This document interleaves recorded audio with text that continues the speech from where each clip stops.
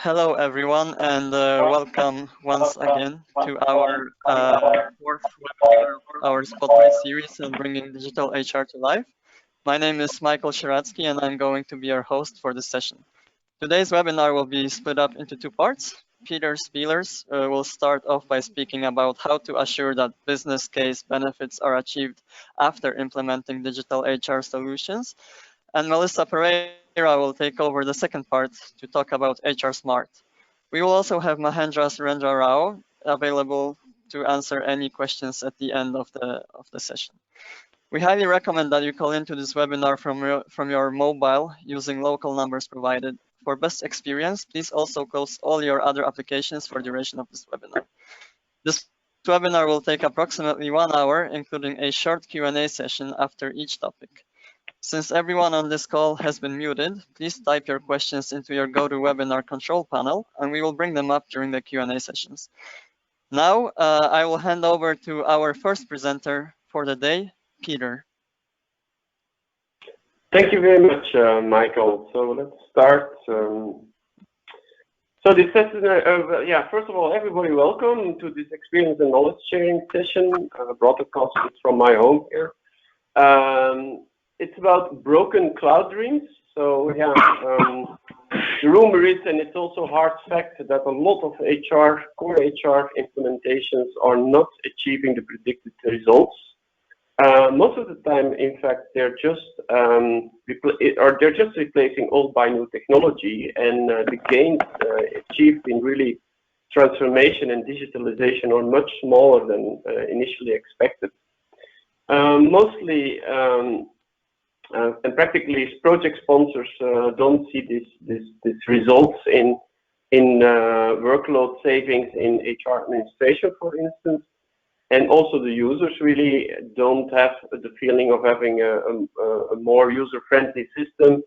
They see that data is more split between different systems, and they don't have a user experience which is really much better than they had before, except that, of course, some screens are looking a little bit nicer, of course, but in general, both parties, as well as sponsors, from a financial point, as users are not always very happy with the result of the current HR core implementation. If you now let me also quickly introduce myself. So I'm Peter, living in Belgium, somewhere locked up in a room today. I just put here a small picture to show how difficult it is to predict indeed the future. Also, this guy didn't see the COVID coming. So in that sense, I try to share my vision about how doing this kind of projects better, and giving you some tips and tricks indeed, what to do and what not to do, and where to think about if you run this kind of project and make it more successful. And of course, these tips and tricks and the way we see projects from Capgemini is perfectly connected also with the presentations you maybe joined the 2 last days from Oscar Lives. So in the sense of defining the new HR model, operation model, and also doing HR implementation. So let's go on. So let's learn a little bit back to basics. Well, in the past, if we did ERP implementations, we first did a transformation project. There we defined what we wanted to go, where we wanted to go through. And then we used an ERP to implement it. And even often we even rewritten the complete ERP so that we indeed included all specifics. But nevertheless, at the beginning, we had clearly a transformation so that at least we knew where we wanted to go. Today, I don't really see that we took really good lessons out of that. Because today, indeed, vendors are clearly presenting like from, oh, you take the new software, and the software will force the change by technology. So when you use our new software, automatically your organization will start to work differently. It doesn't work like that. I think most of you can understand it, but nevertheless, we see it still happening a lot, certainly as well with bigger and smaller companies, certainly more with smaller than bigger. Where these promises are made, cheap implementations, and then at the end, indeed, no real change. If we then look to the different products on the market, if you have been making your choice for SuccessFactors or Oracle, cloud, then probably what will happen is that you will use the flexibility of the product to really adapt the product more to your current way of working, and meaning that the results will be indeed, like I mentioned before, quite close to the starting point. If you choose for a product like Workday, it's a lot less flexible in that sense, and it will drive and force also this transformation, not a complete digitalization, but at least work in a more modern way. But on the other hand, it's kind of bend or break project. So, or you like the product and you adapt, and people are following, and your users are following the way that Workday like to work in the future, or the company doesn't accept it and it's a failure. We had a few of these examples in the past, very recently. So it's kind of, these are the two different reactions we see if we do a kind of replacing technology project, or we do a very nice project with transformation, but at the end the transformation is not achieved. Let's go to the next slide. So why is this happening, and what is happening? Well, first of all, yeah, as you see on the left side on the top, and this is a study from Gartner and another one from Deloitte, Microsoft also, most of the users are not really happy with the technology they use within the company. They used to work with really technology of the Microsoft and the Facebooks and all the rest, and they use a very interactive, very user-friendly technology. And then in the company, they have to work with whole stuff. Now, if you want to get this user more, yeah, driven and more engaged in the work they do, you have to see indeed from, okay, you need to do something there and get this new software in. Introducing this new software, first of all, what you want to do in a big part of digitalization, it's really changing the data management itself and the processes how to do it. First of all, you don't want to avoid all re-entry of data. You want to get administration down. You want people to directly maintain the data and get directly their fingertips on reports, on analytics. You want an easy to access system, and this is all very nice, but this has to be sold to the users and to the new users, because it will not be the HR administration which will be your new user, but new users will be your managers, your employees, everybody else except most of the time the pure HR administration, which will also only be included in the process to approve changes and to verify. Second of all, you will get a lot of pushback by top managers and work councils and other ones, and certainly older managers and top people. Like the service goes away, because going to full self-service, doing everything yourself, it's more work for those people. And they're coming out of a time where it was done for them by tickets, by HR administration. So changing this complete mindset to doing extreme self-service and working more digital, it really needs to happen before the project, because believe me, during the project, it will not fly. Second of all, it's all the thing about a tight implementation planning. Companies go for a low-cost, quick implementation of this new technology, like was sold by the vendors. But then you don't have the time to make drastic changes, and you can only make decisions on implementation choices that you have to make. So really, with a clear, tight planning to implement these products, sometimes for talent in 3-4 months, or for core HR in 6 months to 1 year, it's really very tight. And it's very good to do the technical implementation if you exactly know where you want to go, but not really for the making decisions and doing the transformation during the implementation. There's just no time for that. Next, another thing is about absorbing this change, and this is also quite important, that if you come with a real big change, so you decide from, okay, we work like this, and now we know how we want to work, but it's a really revolution almost for the company. You have to think really, do you want to do that? Because on one side, you can do that all at once. Then you have indeed the problem about you have to really carefully manage the impact. There are solutions for that. We come back to that. But on the other hand, it's a really big risk, because the bigger the step is, and if you talk really about a revolution and not an evolution, your project is really under high pressure. Not only the project delivery itself, but also will anybody work with it afterwards, or will people adapt? Then we have all the stuff about users, and I think for users it's very important. People really don't like change, that we know, but also the future, the past. I mean, the old users were the HR administration, HR people. They will see when we go to this extreme self-service, their role will be much more smaller. Their teams will shrink. Their importance will be less important. So a lot of them are getting really into stress, and if they are not treated well before and informed and get a clear view upon what would be their role in the future, they go directly in defense mode. And it's logical. It's kind of protection mechanism. And on the other hand, these HR seniors, they're also seen like the point of trust by the management.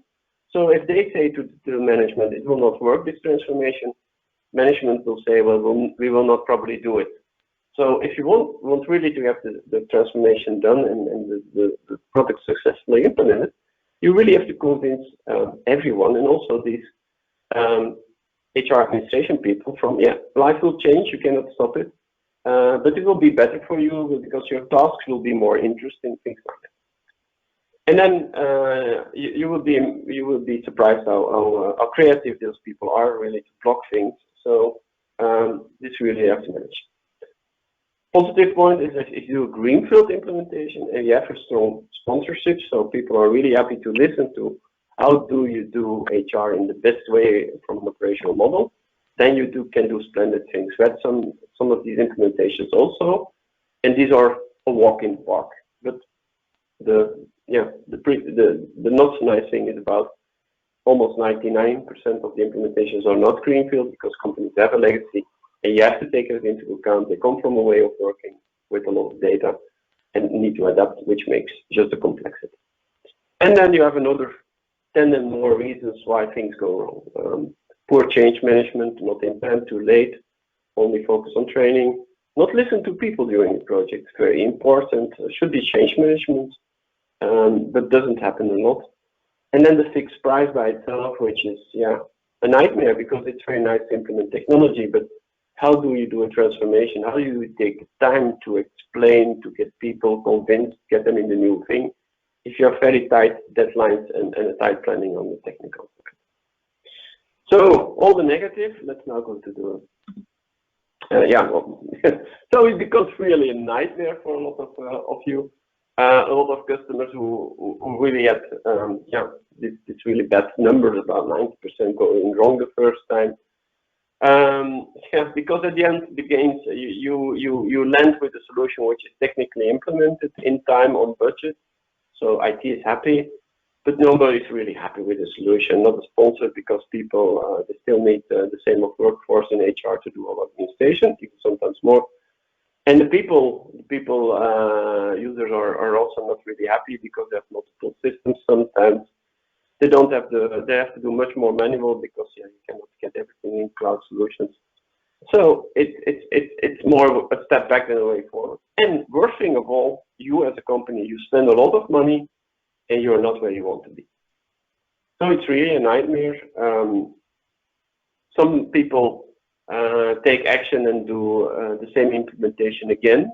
But this not is really the message we want to bring, of course, but we have really big organizations in different European countries who implemented, for instance, Employee Central or Workday already 3 to 4 times. And of course, the third time or the fourth time, it's much more successful and transformation is really happening, but who can afford it to implement the same technology 3 or 4 times? It's not the story we want to tell, of course. Now let's say to what we can do about it. So, do it better. How we can do it better? Yeah. First of all, like also Volker said before in the presentation, you have to think really and define a clear operating model. Where do you want to go? How far do you want to go? Can you do this really big change and go completely to self-service? Probably, it doesn't work in most cases. You go to self-service for everybody wants to do it, but those people who don't want to do it, you still have to have a second track, a kind of fall back where people can really work with HR administration doing the work for them. But you should indeed encourage and try to make clear that people who do to use the full self-service and run the HR by themselves in their department get awarded by quicker information, more up-to-date information, get things done quicker with even less effort than just asking it to HR to do it. Key users, very important. Please put the new key users, which are the HR, which are really the employees, which are really the managers and people managers, the sponsor.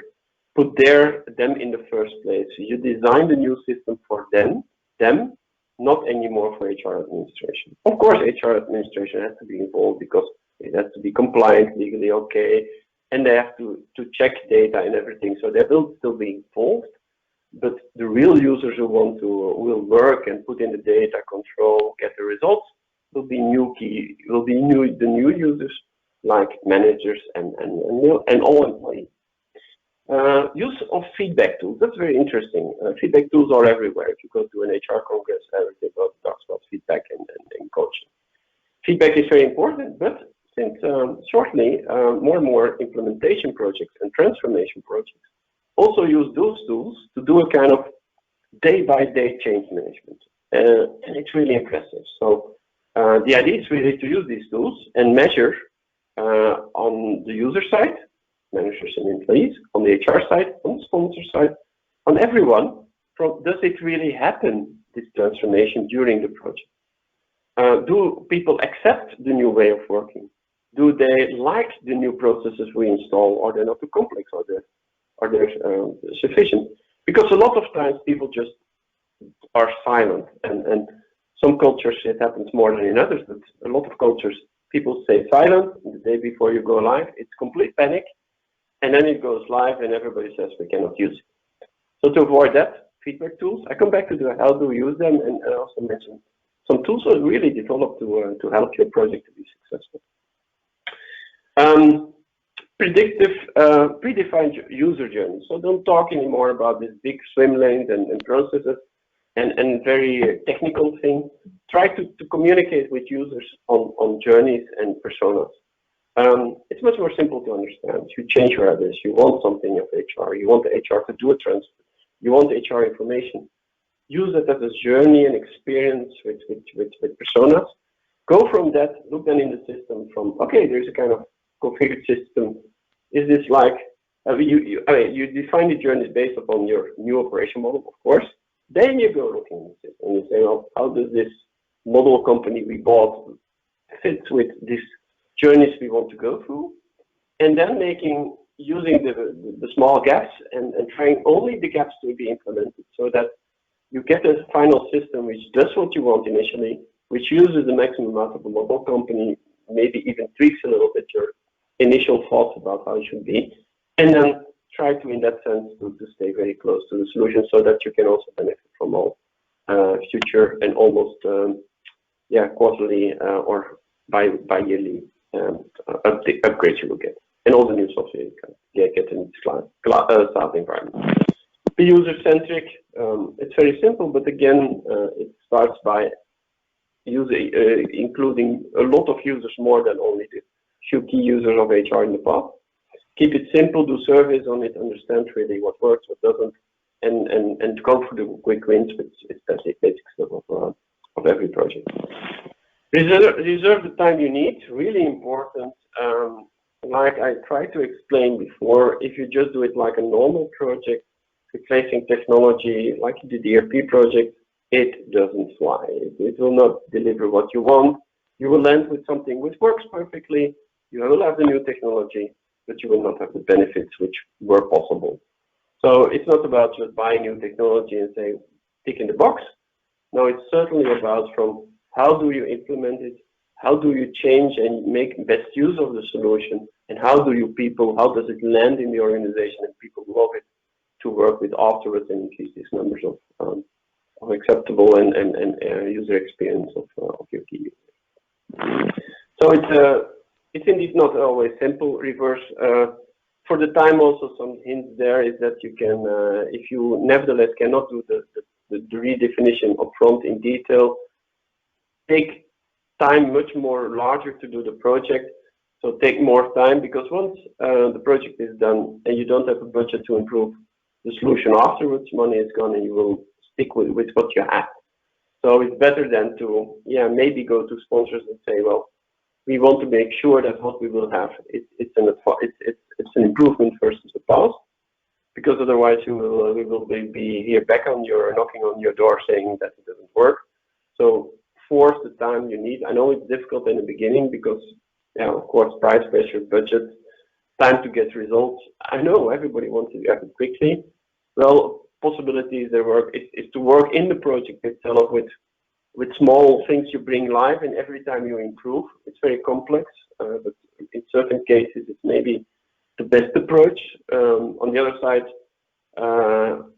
very difficult to manage and very difficult to plan and sell internally. On the other hand, the good approach is really take time enough and start with a predefined view that you really know where you want to go. Another thing what we see much, which I didn't mention on the slide here, is about experience. What I said is that the big risk is that after implementing something, you will not have one system anymore, the old ERP doing everything, but you have 3-4 boxes. You have box for time, box for pay, box for this, enough for this, enough for that. This is also not, of course, what maybe you want. Some people, younger people, are very easy to work with because in that sense they know that they have to go to different platforms to get things done. But somewhere it's also important that you get one flow, that you see these things working together. It doesn't have to be exactly the same user experience screens. But in that sense, it's very clear that products like what they call experience products, experience management, and in this case we talk about user experience, manager experience, and employee experience. These are growing like mushrooms. There are two big trends in that. One trend is more older ticketing systems, which are now getting the process orchestration and being a kind of layer on top of the new system. So it's not because you have a whole ticketing system like ServiceNow, you should not use it anymore. ServiceNow today can, for instance, perfectly harmonize and orchestrate all your processes across all your new technology and give you even a better integrated user experience. Another option is Phenomenon People, for instance, a new company out of some region of San Francisco, which is only a layer which you put on top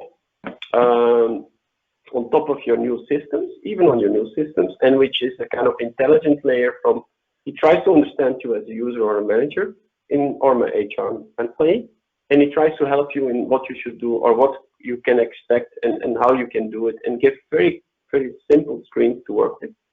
And just very recently, yesterday, SAP announced a very clear cooperation, very tense cooperation with Phenom People to work really together. So also even SAP and I think Microsoft and Workday and Oracle will follow. They also recognize that really the intelligence of how you connect with the user could be an additional layer. It's what you see at Microsoft. If you see at Amazon, they know you better than you know yourself sometimes. It's scary, it's very scary, but we see that learning experience and also this employee experience, recruitment experience, these products are really growing like hell. And there is a market, because what do you want? You get a kind of complete digital assistant coach all the time, which really helps you go through it. So, a summary. Well, grab the opportunity you have with both hands. That's very clear. And take the right decisions the first time. We don't put things on the parking, because most of the time these things don't happen anymore afterwards. And it's not the solution, but the way you implement it, which will define the success.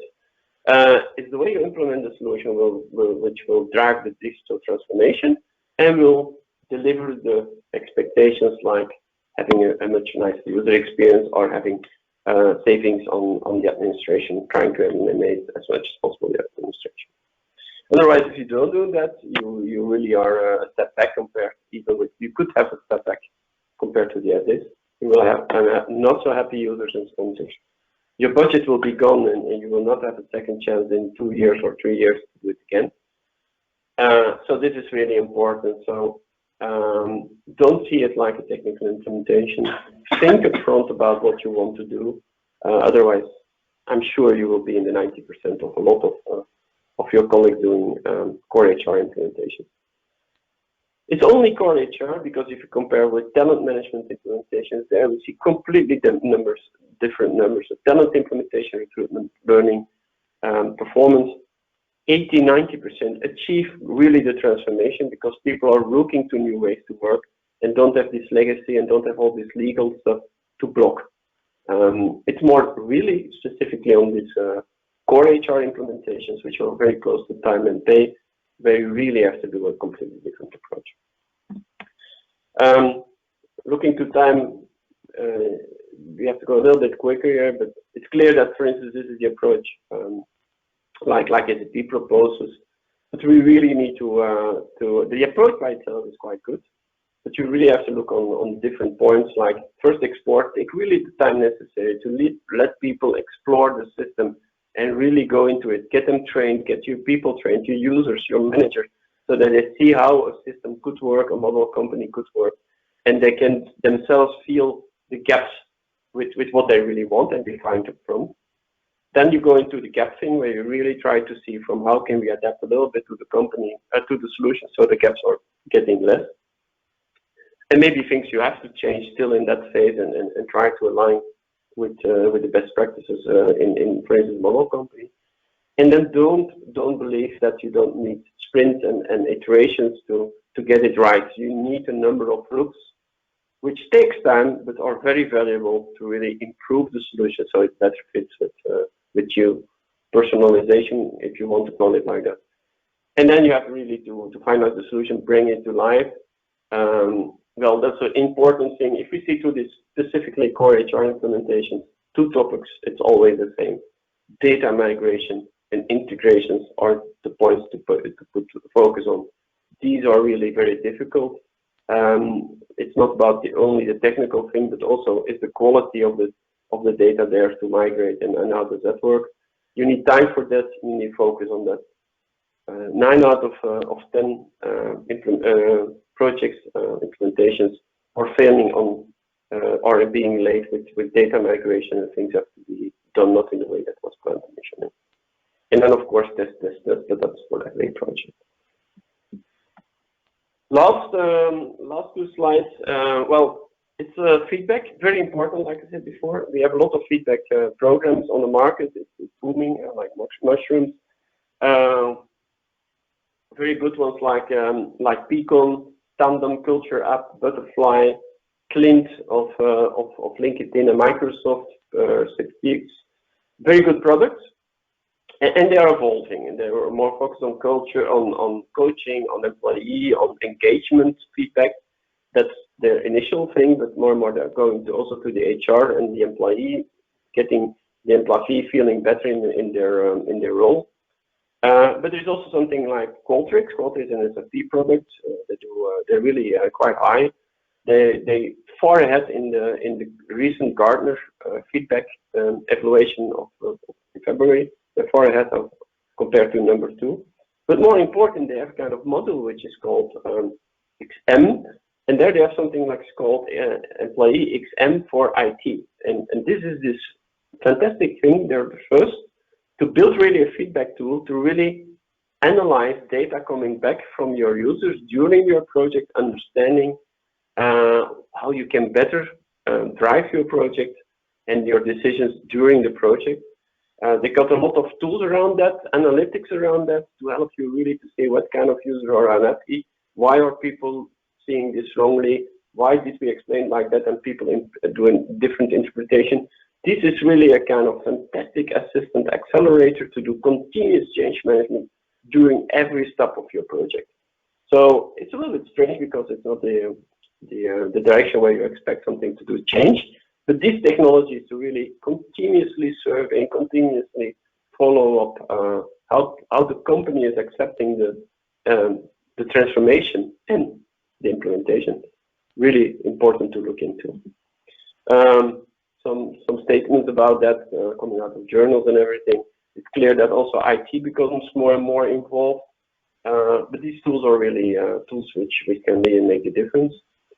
And then, of course, we have a lot of also documents and studies and articles where we as SAP, where we as Capgemini also explain clearly that we have a transformation approach. We don't work like we are not a technical boutique, just implementing technically a solution. It's all about first transformation and implementing technology as part of it. We do that for SuccessFactors, we do that for Workday, we do that for Oracle. And people also recognize that.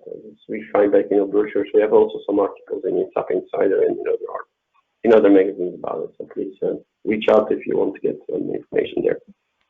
And then we're done. And most important, only 38% are happy with what they use today as software. So the gap to fill is quite impressive. So 62% to increase. So even if you go above the 50%, people will be more happy and will be delivering better results. Thank you very much. I would say get over to Michael. Thank you, Peter. Really interesting presentation. We don't really have time for Q&A. You got some really good feedback in the chat, and one of our colleagues would like to receive your presentation. I hope that's fine if I forward it to him. No problem. Please let me know. I can just read it for you. Amazing, hard-hitting messages delivered in a very direct manner, equally applicable for all domains of digital transformation, not only for HR. So thank you once again, Peter.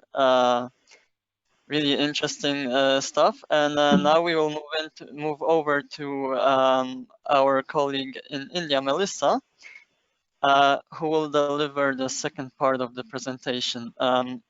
Melissa, I'm handing over the control to you. And before we start that, I've been asked by Melissa to actually launch a little survey for everyone so that we could see, I am launching it now. Which of the following use case / module is most relevant in HR domain?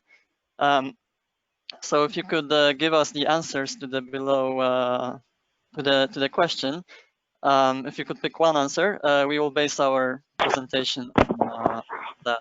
And the answers are recruitment analysis, learning and development analysis, workforce analysis, turnover analysis, or absence management. Please pick one of them. And I'll give you a little bit more time to answer. And then Melissa will be able to start. Are you with me, Melissa, by the way? Hi, Michael. Hi, everyone. Hi, Melissa. So I'm going to close the poll now, and the most answers we got for workforce analysis, Melissa, just so you know. Workforce analysis is today's winner. Okay. Okay, sure. And now I can see your deck. So yes, please, the word is yours. Hi, everyone. I'm Melissa Pereira. I present Smart Food Solutions based out of Bangalore, Capgemini, India. Today, I'm here to present HR Smart. And before I dig deeper and explain what is HR Smart, the value proposition that we offer, and the solution features, I'd like to give you a brief introduction into Smart Food Solutions, of which HR Smart is an integral part. Smart Food Solutions is a Capgemini inbuilt homegrown solution which provides comprehensive business insights into 4 primary domains, namely Smart Asset Management, Smart Procure Management, Customer Smart, and of course, HR Smart.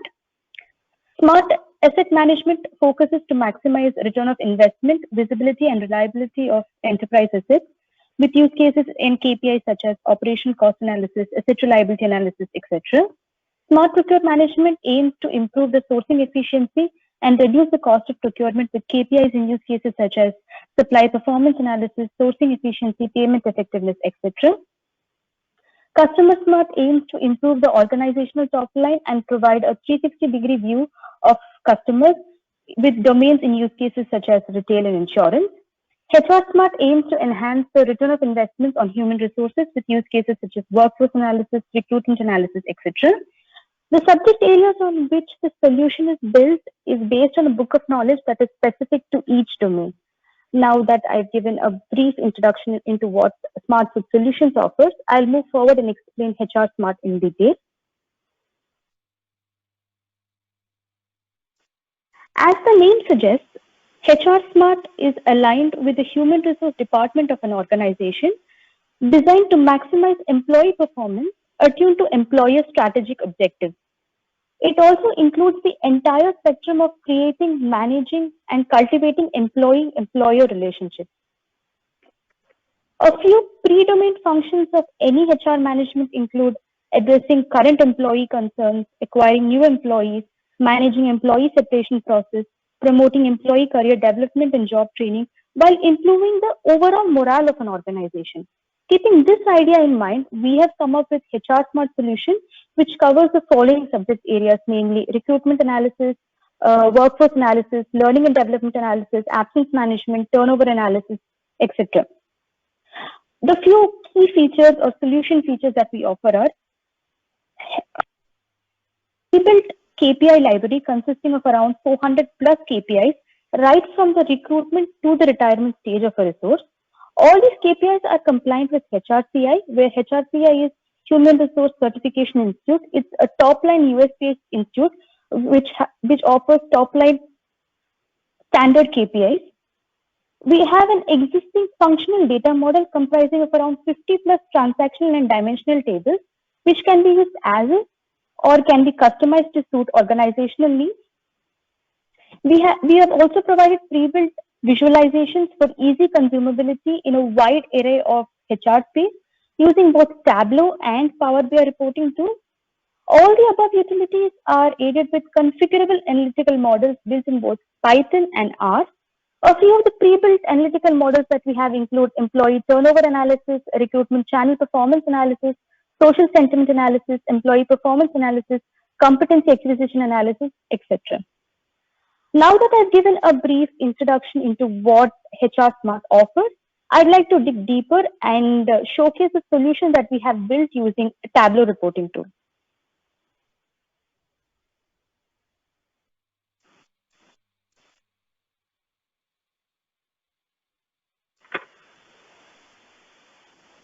So this is the primary landing page or a start page of HR Smart solution, which then redirects into the above use cases that I mentioned, which are recruitment analysis, learning and development analysis, workforce analysis, turnover analysis, and absence management.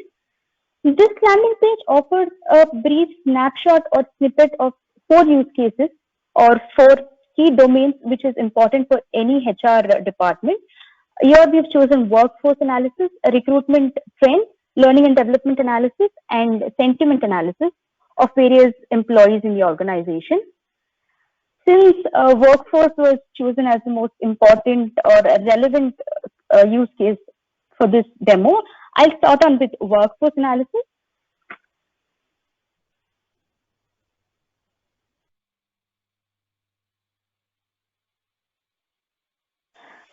Workforce analysis is used to assess the overall workforce utilization throughout the years across different locations and different departments. The key focuses in this dashboard include employee breakup by job type, employee breakup by region, by different employee headcount, by different employee types.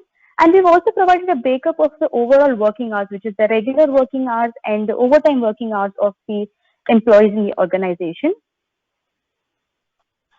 Now, if you see, we've divided the entire workforce or labor of an organization into 3 primary sectors, namely trainee employees, employees on bench, and employees on project, where employees on trainee might be new joining employees who just joined the organization and undergoing several training. Employees on bench include employee without any utilization, and employees in project who might have any utility or billability. Now, if you select one, let me see, now we have drilled down by employee region, by employee type. So let's see, I select the employees who are on bench in a pack.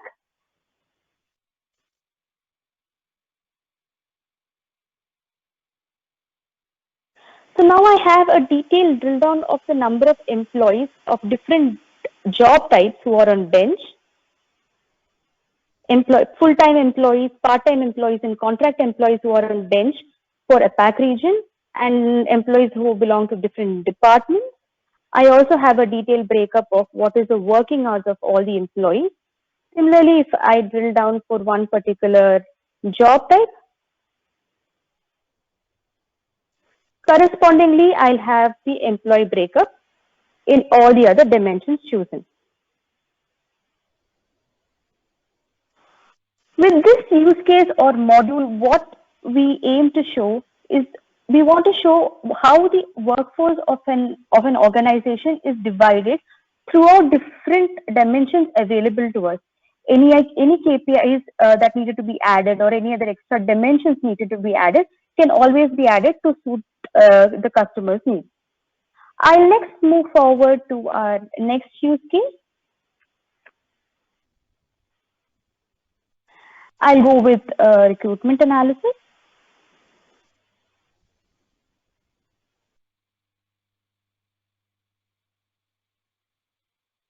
So recruitment analysis primarily enables the organization to visualize multiple key performance indicators, helping them to understand the efficiency of their recruitment campaign across several years for different job types.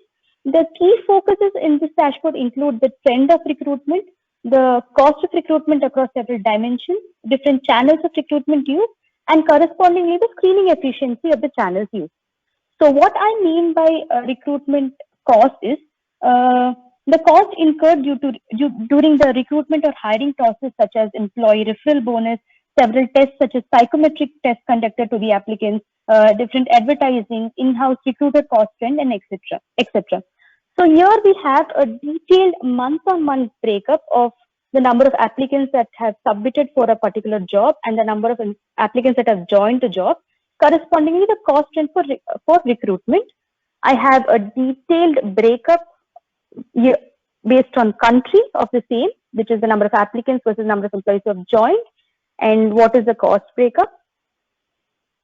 I have a breakup by different grades, employee grades or job types. We have a breakup by different recruitment channels that we have used and what is the corresponding cost. Then we've chosen one particular channel of recruitment. Here we've chosen job consultancy performance, and we've given a cost of using the particular job recruitment channel, and we've given a corresponding screening efficiency. The screening efficiency is nothing but the total number of applicants that have submitted for a particular job versus the total number of employees that have finally joined the job. We provided insights for recruitment analysis, which gives a more in-depth view of the recruitment pattern. These insights are primarily focused on finding out the screening efficiency of the several recruitment channels that we are using. Here, if you see, we have a detailed breakup of the number of applicants that have submitted for a job, number of applicants that have screened, that have finally offered a job, and that have finally joined the job. We have a detailed month-on-month breakup of the same. We've given analysis for different stages of applicants. We've given reasons for several applicants rejecting a job. And then we have a detailed breakup of the several sources of recruitment and the cost associated with the same. We have a model which runs behind and shows what is the screening efficiency and the response time of several recruitment channels that we've used. And we also have a source response time, which is how responsive the different channels of recruitment that we use are. With the help of this recruitment analysis use case, we aim to help the HR department analyze how efficient and how cost effective the recruitment process that they run are. I'll move forward to our next use case, which is learning and development analysis. So, learning and development analysis aims to provide a holistic view of the several L&D initiatives undertaken up by an organization, corresponding to the effectiveness, demand, and cost efficiency of the same. The primary focuses of this dashboard will be the breakup trend of several planned versus actual sessions and the cost incurred for the same. the cost breakup and feedback of several internal and external trainers, and the cost breakup for several training and professional certifications that we've used. Now, if you can see, we have a detailed breakup of what was the cost incurred due to a planned session and what was the actual cost of the session once it occurred. We have a detailed breakup of the cost incurred due to several internal versus external trainers, where cost incurred by an internal trainer might mean the value of the trainer plus the overhead cost of training, corresponding to the number of employees that attended the training. We have a breakup of several training certifications, that internal training certifications, and the cost breakup of the same versus the number of employees who took up the training. We have a breakup of several professional certifications, number of employees who took up the certifications, the cost breakup of the same. And we have a breakup of the feedback versus training costs for several external and internal trainers.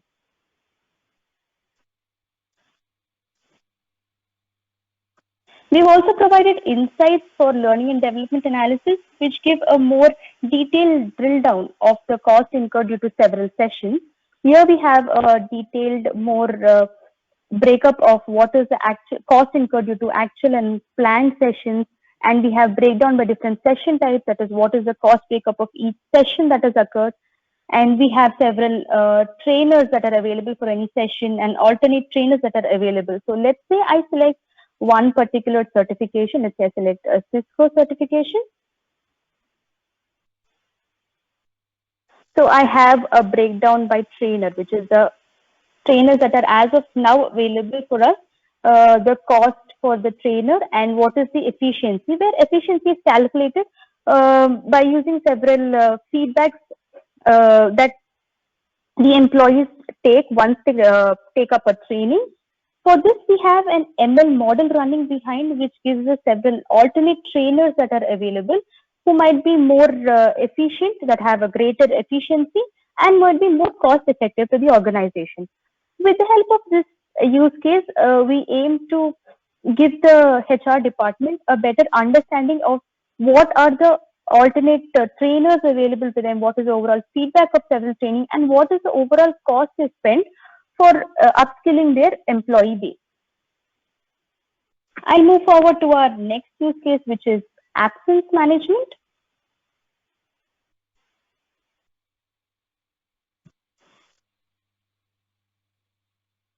So absence management aims to provide a holistic view of the absentees observed across the organization based on several metrics for different years, different regions, and different departments. The flow is as follows. We have an overview, which is the overall absence overview for all the employees in the organization. We have the top 5 departments with the highest number of absentees and absentee employees. We have different absence type or reasons of absence for the employees. And then we have a detailed month-on-month, day-on-day breakup of the number of absentee days. Now, let's say I select one particular department. Let's say I select inventory. So I have a drill down of the number of absentee employees, the total number of days that they were absent, and what is the absence rate. I also have a breakup of what are the number of absentee days and what are the different types of leaves of absence. Let's say I select earned leave.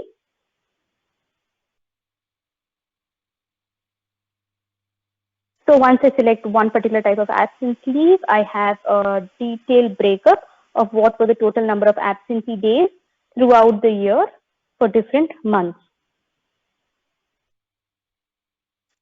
With this use case, we aim to help the HR department understand how is the total overall absence trend across their entire workforce.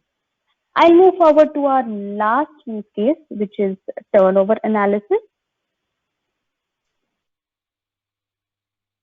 Turnover analysis aims to provide an organizational-wide view of employee turnover while simultaneously predicting employee attrition based on various parameters across different years for different regions and different departments. Here we have the turnover trend across different months. We have reasons for turnover or attrition by the employees for different age groups, and correspondingly the reasons of employee turnover.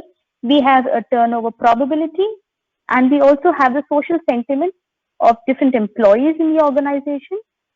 So here, if I select one particular month, it shows me what is the total number of employees that work in the organization in that month, and what is the attrition of the employees, as in number of employees who might leave the organization.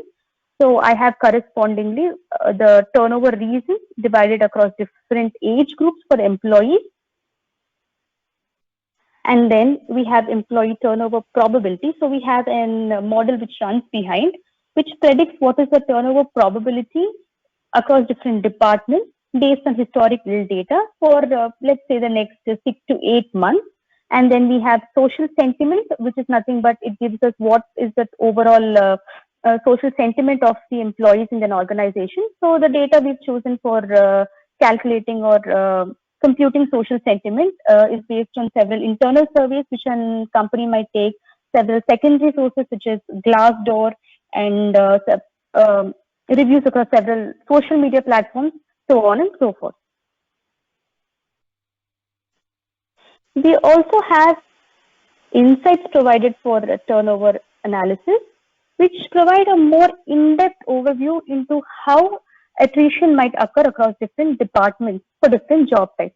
So here you can see we have the total number of employees in the organization, number of employees at risk, number of employees on bench, number of employees who have been hired. Let's say I select one particular department. I'll choose HR. So now it gives me the total number of employees at risk in HR department, the total number of employees in that department, and it gives me a detailed drill down or breakup of which particular job type is more at risk of attrition. With the help of this, we aim to understand which department might be more at risk, and so it helps the HR department to assess for future purposes. We also have a country-wise turnover analysis, which gives a detailed breakup of what the turnover might be or attrition might be in different countries.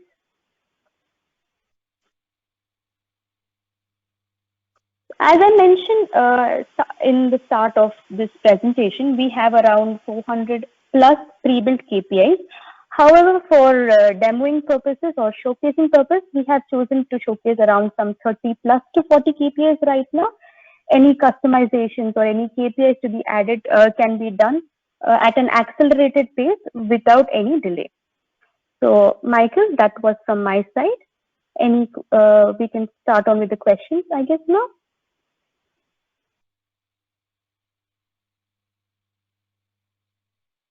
Sorry, I was on mute. Thank you, Melissa. Thank you for the interesting demo. We actually do not have questions from the audience, and we are 7 minutes ahead of time. So I think we can wrap up here. I would like to thank everybody for attending our webinar today. If you would like to ask us any questions, please reach out to us. We have one more webinar of this series left tomorrow. I highly recommend you attend it if you have time. And yes, once again, thank you. Thanks to our presenters also. Thank you for a great job, and I'll see you soon.